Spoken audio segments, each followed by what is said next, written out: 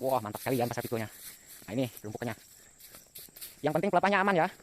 Nah, ini namanya semprot bersih untuk pasar pikul. Kita cek. Halo teman-teman para sahabat petani kelapa sawit. Jumpa lagi dengan saya John Kreatif. Kali ini saya sedang berada di lokasi yang sudah kita lakukan penyemprotan.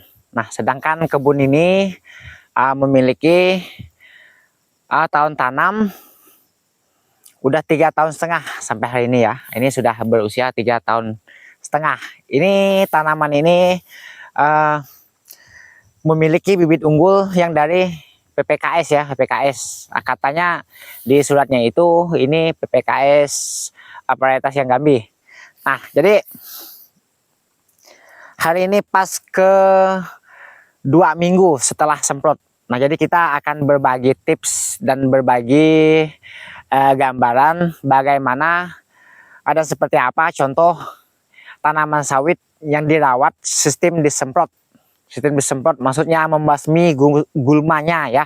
Nah, jadi untuk teman-teman jika melakukan dengan cara disemprot tentu ada atur-aturnya, tidak juga sembarang menyemprot ya, apalagi di usia seperti ini ya. Ini saat yang semak luar biasa ya. Nah, pokoknya semaknya kalau tidak dilakukan penyemprotan.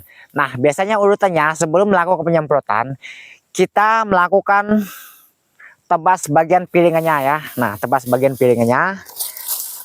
Dan kalaupun ada kayu-kayu di gawangannya ya, termasuk pasar pikul yang terpenting ya, gawangan mati juga kita tebas dulu, kita pangkas-pangkas kayunya. Setelah itu baru kita melakukan kegiatan penyemprotan. Nanti akan saya ajak teman-teman jalan-jalan di sekitar ini, contoh yang sudah kita lakukan dengan cara disemprot. Nah, jadi memang tanaman sawit itu terlalu lapang bersih, maksudnya ya sebenarnya akan membuat tanah yang ada di sekitar sini bisa jadi gersang. Itu kalau tanaman sudah mencapai usia 6 tahun ke atas ya. Nah, itu kalau terlalu bersih, nah itu terkadang memang membuat tanah bisa menjadi gersang ya, kecuali kayu ya. Itu kayu memang tidak boleh ada di perkebunan tanaman kelapa sawit. Nah, sedangkan masih usia seperti ini, jadi kalau menurut saya pribadi, sebisa mungkin kita bersih sebersih-bersihnya kalau mampu. Nah, itu kan kalau mampu. Cuma kalau tidak mampu ya kita cukup melakukan penyemprotan 3 kali per tahunnya ya. Kalau menurut saya cuma dilakukan 3 kali sudah cukup, karena saya melakukan pemupukan di kebun ini ada 3 kali ya, setiap 4 bulan. Jadi sebelum melakukan pemupukan kita melakukan penyemprotan terlebih dahulu. Nah, jadi seperti apa contoh yang sudah kita semprot? Nah, yuk kita akan lihat sama-sama ya.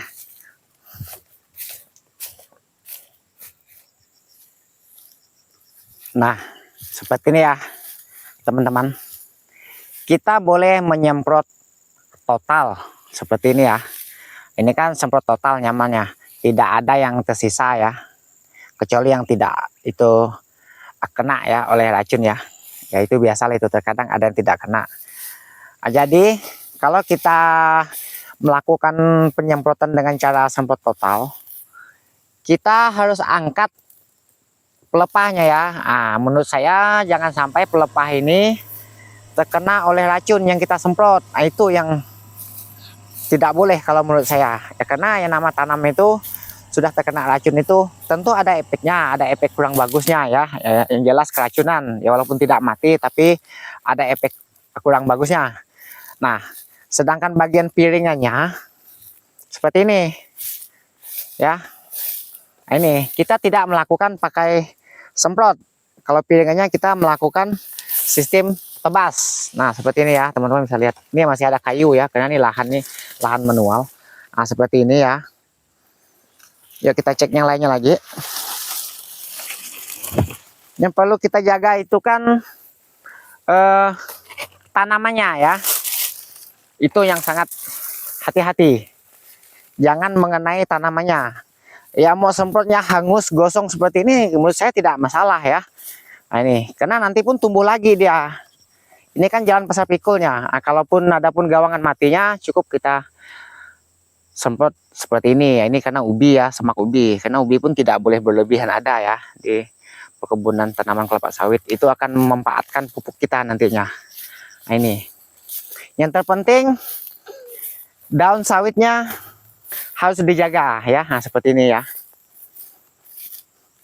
Ya, ada yang bilang kalau sering disemprot itu tanaman ini bisa jadi kerdil katanya. Ya itu kan tergantung bagaimana cara kita nyemprotnya.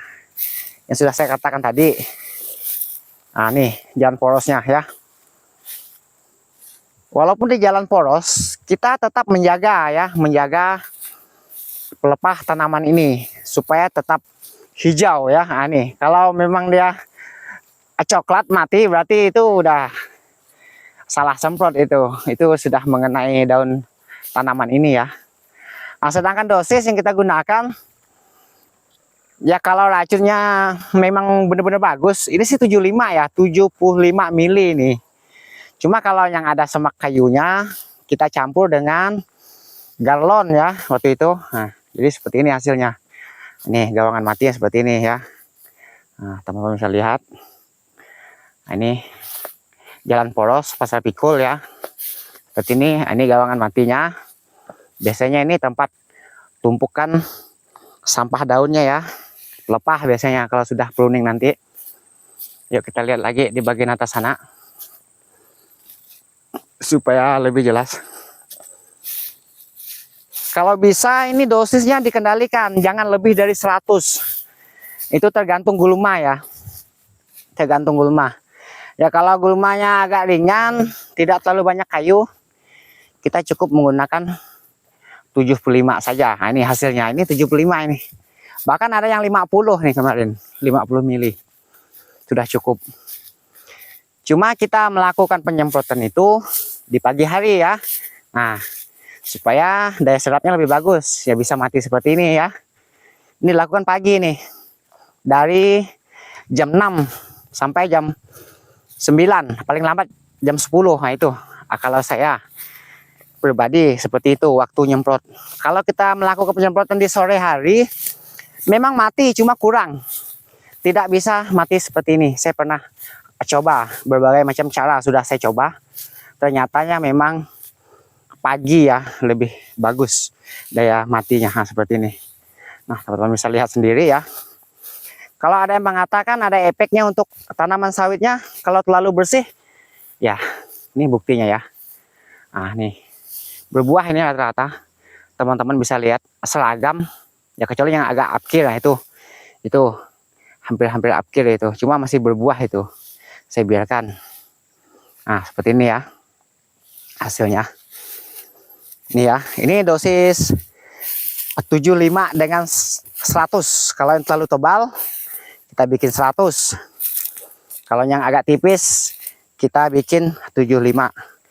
Kalau di jalan-jalannya tadi, di jalan pasar pikulnya kita cuma menggunakan 50. Nah, yuk kita cek buahnya nih. Wow, ini mantap ini, berarti nggak ada ngaruhnya dengan tanaman ini. Karena usia seperti ini memang harusnya disemprot ya, supaya lebih mudah kita melakukan kegiatan manen di saat manen. Nah, kalau bagian piringannya tidak kita semprot ya, kita melakukannya dengan cara ditebas. Jadi inilah perawatan yang paling terpenting pada tanam ini di usia seperti ini. Ini 3,5 tahun nih, sudah berapa kali panen nih. Ini kebetulan manen, yuk kita cek hasilnya. Ya walaupun masih kecil-kecil tapi sudah menghasilkan ya. Ya setidaknya untuk biaya beli racun itu sudah bisa lah dia ya dengan pupuk. Yuk kita cek sekalian hasil panennya. Ya kalau ada yang mengatakan disemprot total itu akan ngaruh pada tanaman ini, itu kan itu tadi tergantung dari bagaimana cara kita nyemprotnya. Yang penting jangan nyemprot di bagian piringnya terlalu dekat dan jangan mengenai daunnya. Nah itu lagi panen nih. Ini kecil kebunnya, ini cuma 200 pokok ya. Yang kita panen pada hari ini 200 pokok di bagian blok ini. Nah itu buahnya. ya. Seperti ini. 3,5 tahun ya. Nah, itu beda umurnya. Oke, seperti itulah tadi contoh kebun yang sudah kita lakukan dengan cara disemprot. Nah,